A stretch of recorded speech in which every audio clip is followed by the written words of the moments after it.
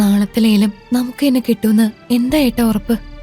ഉറപ്പാ മോളെ, നാളെ ചിട്ടി നമുക്ക് തന്നെ കിട്ടും. പരമാവധി ലേലത്തുക കുറച്ചായിരിക്കും ഞാൻ നാളെ ചിട്ടി വിളിക്കുന്നത്. പിന്നെ ചിട്ടി വിളിക്കുന്നത് നമ്മുടെ നാട്ടുകാർ തന്നെയല്ലേ. അവരോടൊക്കെ ഞാൻ എന്റെ ആവശ്യം പറഞ്ഞിട്ടുണ്ട്. അവരൊക്കെ സഹായിക്കാന്നും പറഞ്ഞിട്ടുണ്ട്. അപ്പോ ചിട്ടി നമുക്ക് തന്നെ കിട്ടില്ലേ?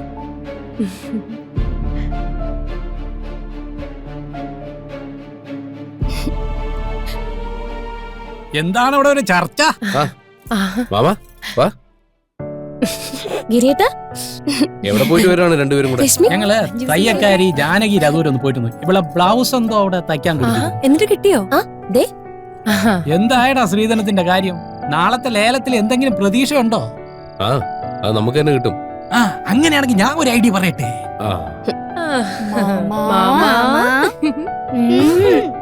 ഞാൻ ഒന്ന് പറഞ്ഞോട്ടെ. എടാ, കല്യാണത്തിന്റെ ദിവസം ഒന്നും കുറിക്കാത്ത സ്ഥിതിക്ക് ഈ ചിട്ടി പിടിക്കുന്ന പൈസ എടുത്ത് വട്ടിപ്പലിശയ്ക്ക് കൊടുക്ക്.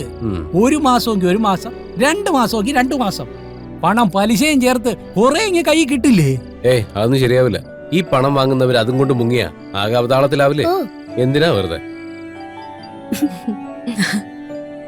അല്ലെങ്കിലും അച്ഛന്റെ തലയിൽ പൊട്ട ഐഡിയല്ലേ വരൂ.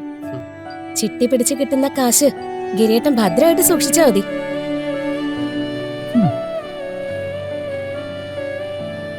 പിന്നെ എന്റെ കയ്യില് 6-7 പവൻ സ്വർണ്ണമുണ്ട്. അത് ഞാൻ തരാം. അതെന്തായാലും ഈ വീട്ടിലേക്ക് തന്നെ വരാനുള്ളതല്ലേ. ഈ വീട്ടിലേക്ക് വരാനുള്ളതാ? അത് നിന്നെ കെട്ടിച്ചയക്കുമ്പോ ഇടാനുള്ളതല്ലേ? എല്ലാം ഒന്ന് തന്നെ അല്ലേ ഗിരിയേട്ടാ? അല്ല ഗിരിയേട്ടാ, നാളെ ലേലത്തിന് ഞാൻ കൂടെ വന്നോട്ടെ? നീ എന്തിനാ വരുന്നത്? പാറു എന്തായാലും വരുന്നുണ്ട്. അതിന്റെ കൂട്ടത്തിൽ റാണിയും ഉണ്ടാവും.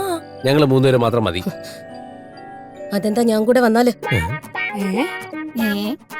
എന്നെ കൂടെ കൂട്ടാൻ കൊള്ളൂലേ? എനിക്കെന്താ ചന്തമില്ലേ? കൂടെ വരണ്ടെന്ന് പറയാം. എനിക്കെന്താ കുറവ്? നിനക്ക് തലക്കകത്ത് ബുദ്ധിയും വിവരവും ഇല്ല, അത്ര തന്നെ കുറവ്. ഗിരിയായി വേറൊരു ഐഡിയ കൂടെ ഉണ്ട്.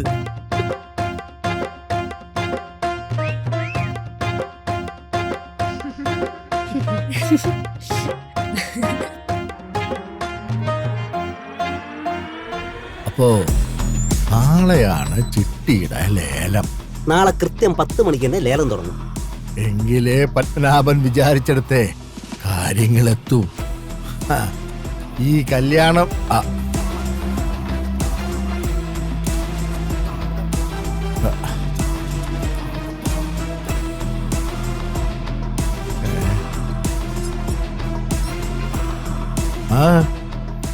എന്താ ഭാഗ്യം? ഒന്നുമില്ല. ഗിരിക്കെതിരെ പുതിയ വല്ല കുരുക്ക് ഒപ്പിക്കുമായിരിക്കോ?